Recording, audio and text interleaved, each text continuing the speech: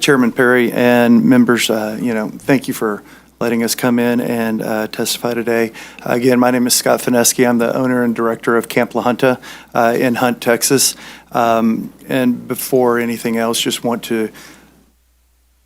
we heard some pretty powerful testimonies earlier, and and just want to say, we are deeply sorry for all the loss that has been happening in Hunt. It's, through the community and through the camp community, we're grieving alongside and with the families, and it's difficult to wrap our brain around the devastation, and it's been, and so just wanted to say, we are sorry for all the loss that has happened. A little bit about, the night. On July 2nd, we welcomed our second-term campers. We had 295 campers and an additional 100 staff members were on site for second term.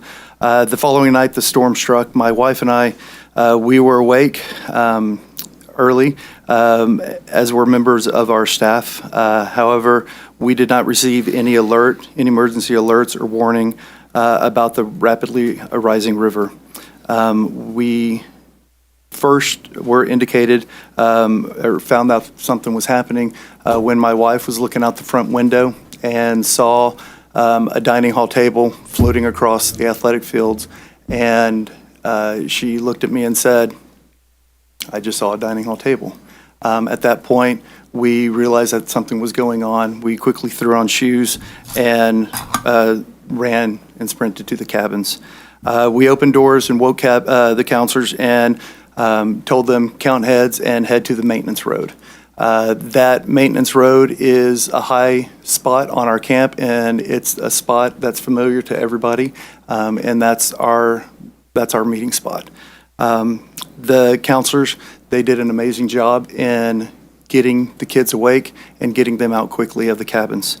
One cabin complex began taking water on quickly, and we could not immediately reach it.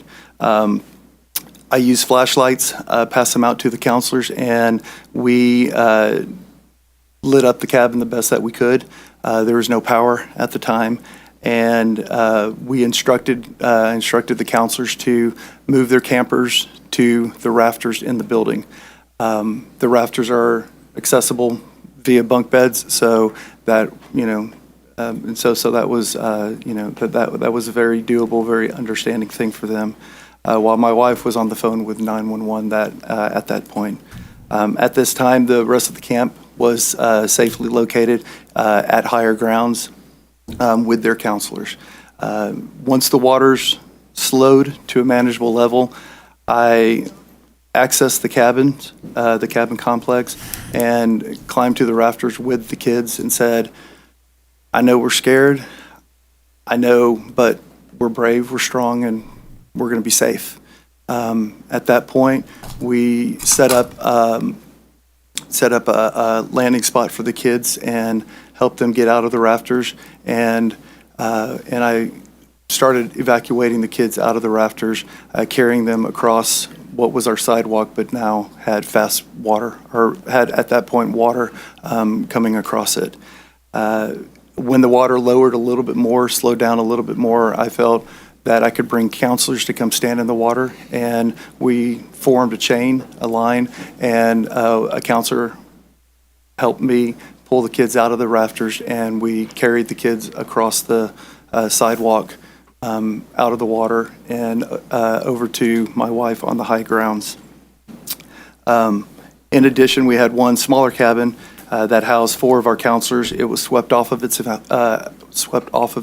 foundation, and it floated about 25 yards away from where it was originally located, and it was stopped by a tree that was along the path. Once it stopped, I was able to reach out to the counselors and get them out safely and up onto dry land. Sometime in the morning after sunrise, we received a phone call from local authorities to confirm the status of our situations. I let them know that we were all safe and accounted for, but we had no water, we had no food, and we had no electricity. They said they would not be able to help us at that time. And the way that we were able to secure water and food for our campers was that we had a family member who was able to get a private helicopter to fly in and give us some food and give us some water for the kids.